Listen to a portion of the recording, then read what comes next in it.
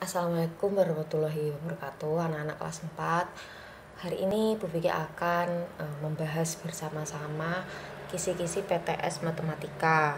Nah, untuk kisi-kisi PTS Matematika ini tentu sesuai dengan yang sudah kita pelajari materinya. Ada nilai tempat, kemudian ada pembagian, ada soal cerita juga. Nah, langsung saja kita bahas yang pertama, ada nilai tempat. Nah, nilai tempat ini yang paling kecil itu ada satuan, puluhan, ratusan, ribuan, puluh ribuan, ratus ribuan, jutaan, puluh jutaan, ratus jutaan, dan di atasnya ini masih ada lagi. Nah, tapi untuk sekarang kalian hafalkan ini dulu ya, dititeni ya. Yang pertama ada satuan, puluhan, ratusan, ribuan, puluh ribuan, ratus ribuan, jutaan, puluh jutaan, dan ratus jutaan.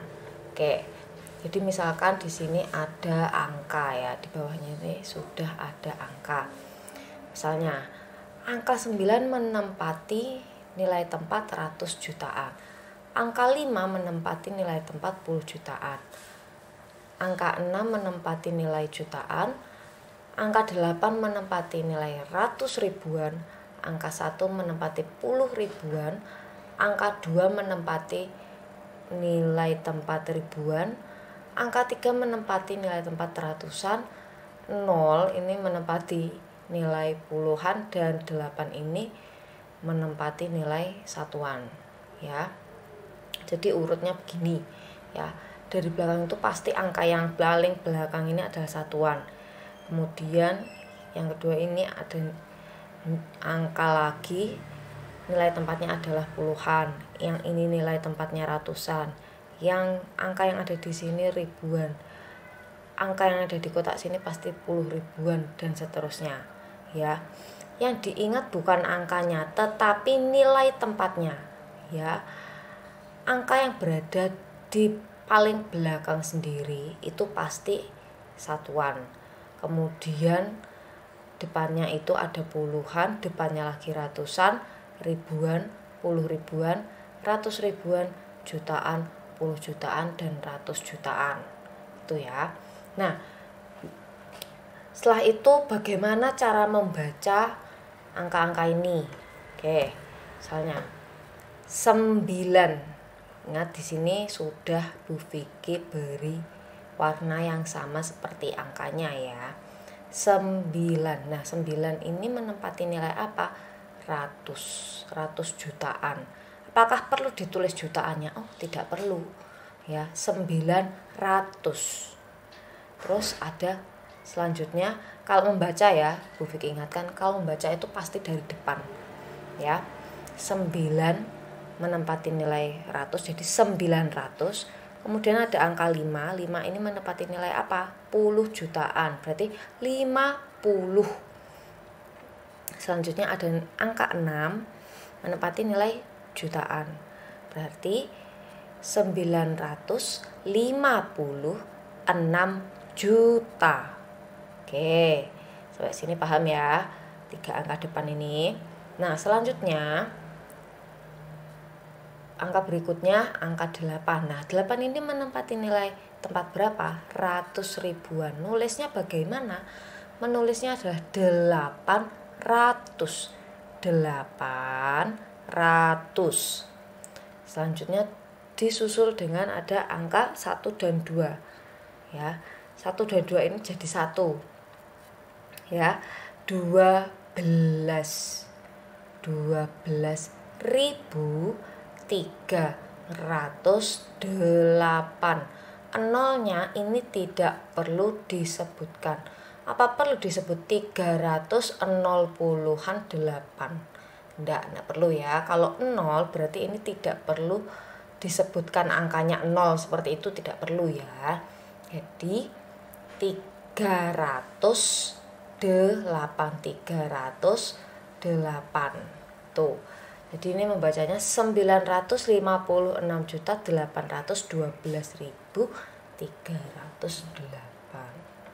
Oke.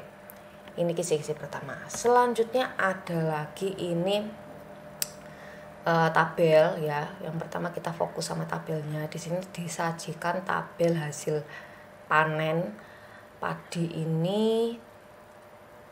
Hasil panennya 45.476 kilo, kacang tanah 89.365 kilo, timun 24.467 kilo, cabai 35.587. Nah, pertanyaannya, hasil panen yang lebih besar, ingat ya, kalau ada pertanyaan itu harus dibaca dengan teliti. Dibaca dengan teliti itu maksudnya adalah dipahami dulu soalnya. Soalnya ini yang ditanyakan apa, gitu ya. Jadi kalau mau menjawab, pastikan kalian paham dulu apa yang ditanyakan sama soalnya. Ya, misal di sini ada soal. Ini soalnya memang cukup sederhana ya. Hasil panen yang lebih besar. Berarti apa? Panen, hasil panen yang lebih besar. Oke, kata kuncinya di sini adalah lebih besar, artinya lebih banyak. Nah, itu kira-kira dari sini tuh yang mana? Ya, betul, adalah kacang tanah ya. Kacang tanah itu yang paling banyak, paling besar, yaitu 89.365. Oke, selanjutnya ada pertanyaan hasil panen yang paling sedikit. Kata kuncinya adalah paling sedikit. Di antara semua ini yang paling sedikit yang mana? Kita lihat angkanya. Nah, ketemu angkanya 24. 24.467. Berarti hasil panen yang paling sedikit adalah timun. Oke. Jadi kalau semisal ada soal yang seperti ini, mempertanyakan yang lebih besar atau yang lebih sedikit, kalian yang pertama adalah fokus konsentrasi sama angka yang paling depan ya. Angka yang depan ini dilihat dari sini kan sudah kelihatan. Di sini untuk padi angkanya ini kan semua angkanya sama ya, ada 5 angka ya, 5 digit, 5 angka. Berarti ini nominalnya sama, puluh ribuan ya. Kalau padi ini 10 ribuan, kacang tanah itu 10 ribuan, timun 10 ribuan, cabai itu 10 ribuan. Nah, kalau jumlah angkanya ya, banyaknya angka ini sama, maka ini lebih gampang ya, mudah. Karena kalian cukup melihat angka yang paling depan sendiri. Dilihat di sini ada angka 4, angka 8, angka 2 dan angka 3. Nah, kalau ditanyakan yang paling besar, tinggal dilihat aja yang depan. Ini yang paling besar yang mana? Angka 8. Oh, berarti punyanya kacang tanah yang paling besar. Yang paling sedikit, dilihat di sini ada angka 4, 8, 2 sama 3. Berarti yang paling sedikit adalah timun. Tuh, itu adalah triknya ya. Kalau jumlah angkanya, banyaknya angkanya itu sama. Di sini ada 5 angka, di sini ada 5 angka, di sini ada 5 angka, dan di sini ada 5 angka. Seperti itu triknya ya. Terus ada pernyataan ya. Di sini ada 4 pernyataan. Ini kira-kira yang benar yang mana, yang salah yang mana gitu. Oke, yang A itu hasil panen padi lebih banyak dari kacang tanah. Padi itu 45, kacang tanah itu 89. Apakah benar padi lebih banyak dari kacang tanah? Jawabannya adalah tidak. Terus ada pernyataan hasil panen padi lebih sedikit dari timun. Padi itu 45, timun itu adalah 24. Apakah benar padi lebih sedikit dari timun? Jawabannya adalah salah. Oke, pernyataan berikutnya, hasil panen cabai lebih banyak dari timun. Cabai itu 35, timun itu adalah 24 ya. Apakah benar cabai itu lebih banyak dari timun? Jawabannya adalah ya, betul, benar. Selanjutnya pernyataan yang terakhir, ada hasil panen kacang tanah lebih sedikit dari padi. Kacang tanah itu 89, padi itu 45. Apakah benar kacang tanah ini lebih sedikit dari padi? Jawabannya adalah salah ya. Jadi yang benar adalah pernyataan cabai lebih banyak dari timun. Oke, selanjutnya ini sudah memasuki soal cerita ya. Masih sama datanya seperti yang sebelumnya ya, soal tanaman dan hasil panen. Nah, ada soal seperti ini. Pada tahun sebelumnya hasil panen timun 2 kali lipat, yaitu titik kilogram. 2 kali lipat. Oke. Oh, sebelum kita membahas soal yang di bawah. Nah, kalau ada soal urutkan dari yang terkecil, berarti kita harus mengurutkan mulai dari yang terkecil sampai ke besar. Ingat, sekali lagi kalau ada soal itu dipahami dulu. Nah, urutan dari yang terkecil berarti yang paling sedikit. Itu yang pertama ada timun, yang kedua itu ada cabai, yang ketiga itu ada padi 45, dan yang terakhir yang paling besar adalah kacang tanah. Diurutkan dari yang terkecil, berarti yang terkecil dulu yang disebutkan. Kalau diurutkan dari yang terbesar, ya diurutkan dari yang terbesar dulu, berarti yang pertama ada kacang tanah, yang kedua ada padi, yang ketiga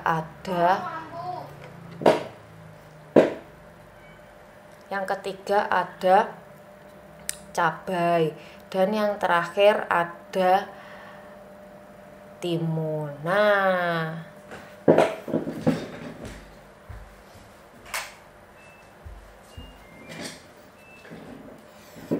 Nah, selanjutnya soal yang di bawah ini. Pada tahun sebelumnya hasil panen timun 2 kali lipat, yaitu titik kilogram. Nah, 2 kali lipat berarti kita harus titeni, harus mention dan harus fokus ya. Kata kuncinya adalah timun itu 2 kali lipat. Ya, 2 kali lipatnya ini. 2 kali lipatnya 24.467. 2 kali lipatnya ya. Nah, jadi bisa ditulis seperti ini. Berarti timun ya 24.467 ini dikali 2, karena apa? 2 kali lipat. Atau kita bisa menghitung dengan cara 24.467 ditambah 24.467. Nah, kita bisa menggunakan opsi yang atas atau opsi yang bawah ini.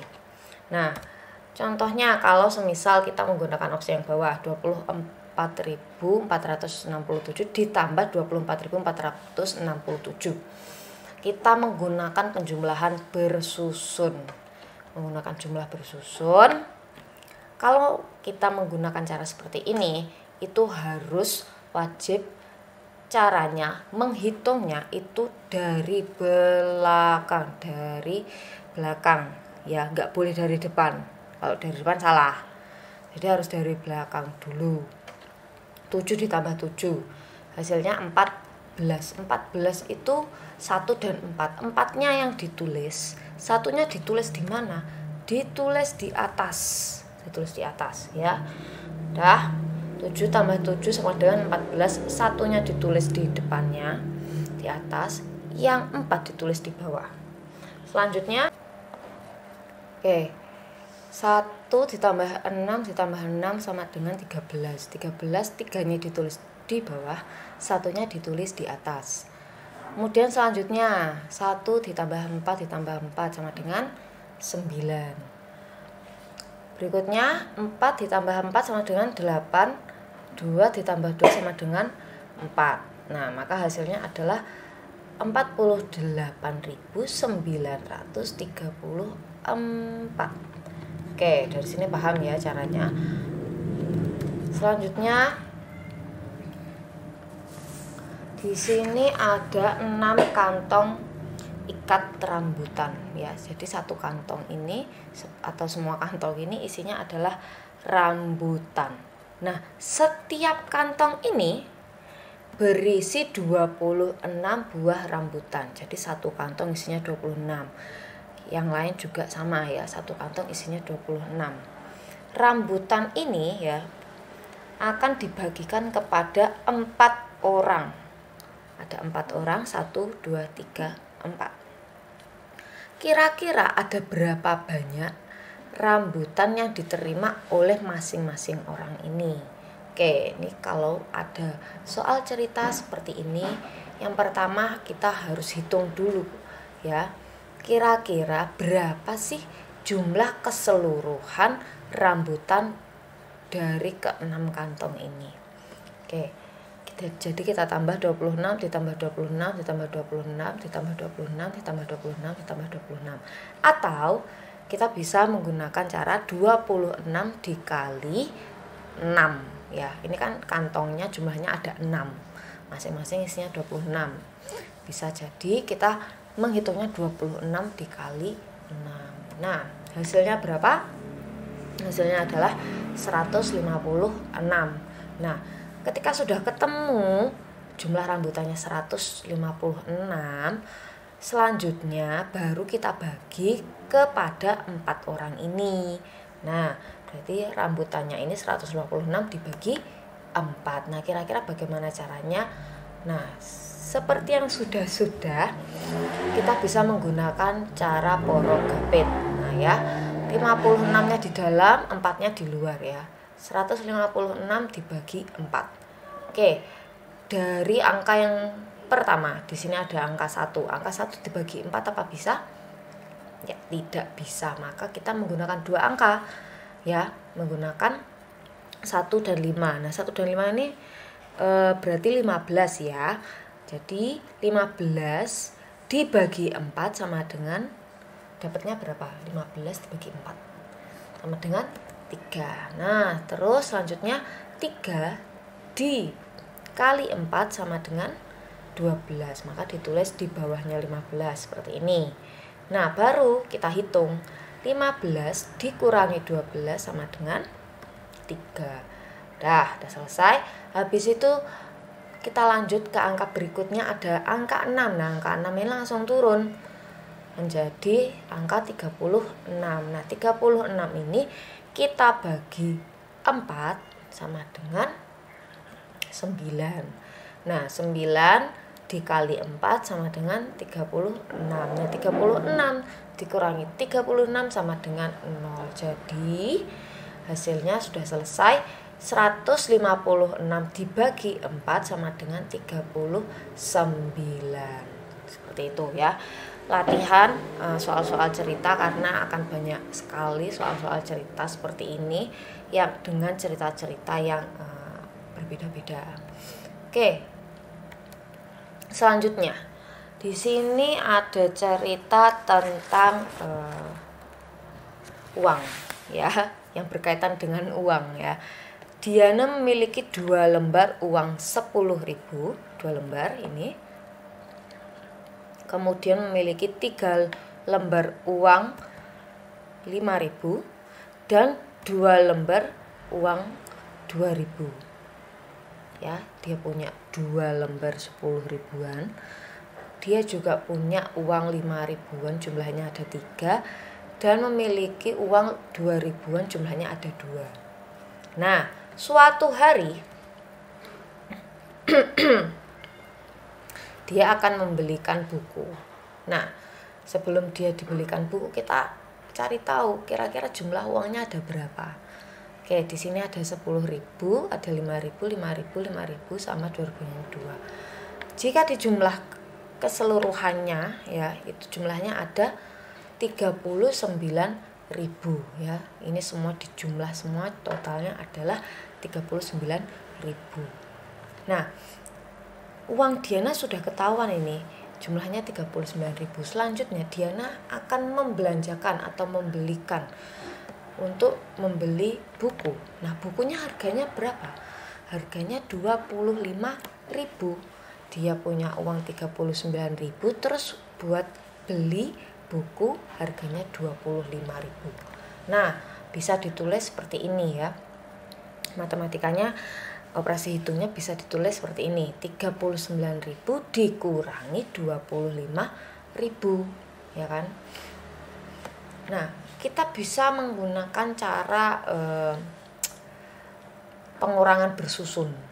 Nah, kalau tadi di atas kita sudah bahas ada penjumlahan bersusun, kali ini kita akan menggunakan cara pengurangan bersusun. Oke. Wah, ini angkanya banyak. 39.000 dikurangi 25.000. Gampang ya. Nggak usah bingung. Kalau di sini ada nolnya, jumlahnya ada 3, di sini nolnya juga ada 3. Maka ini bisa disimpan dulu. Nolnya disimpan dulu, nolnya juga disimpan dulu. Nah, baru yang kita hitung itu ada 39 dan 25-nya. Dihitungnya seperti ini. 39 dikurangi 25. Kita hitung dari belakang. Kalau menggunakan cara penjumlahan bersusun, pengurangan bersusun, pasti cara menghitungnya atau tahapan menghitungnya pasti dari belakang. Oke. Di sini ada 39 dikurangi 25. 9 dikurangi 5 sama dengan 4. 3 dikurangi 2 sama dengan 1. Nah, ini sudah ketemu 14. 14-nya kita tulis di sini. 14. Nah, tadi kita masih punya simpanan nolnya, jumlahnya ada 3. Ya kan? Kita tulis nolnya 3. Nah, udah jadi 14.000 rupiah. Jadi sisa uang Diana setelah Diana membelikan buku, sisanya tinggal 14.000. Oke, cukup sekian pembahasan kisi-kisi soal matematika untuk besok. Selamat belajar. Jangan lupa bukunya dibaca, latihan. Semoga kisi-kisi yang Bu Vicky berikan bisa membantu kalian untuk belajar mempersiapkan penilaian tengah semester besok. Oke, Bu Vicky akhiri. Wassalamualaikum warahmatullahi wabarakatuh.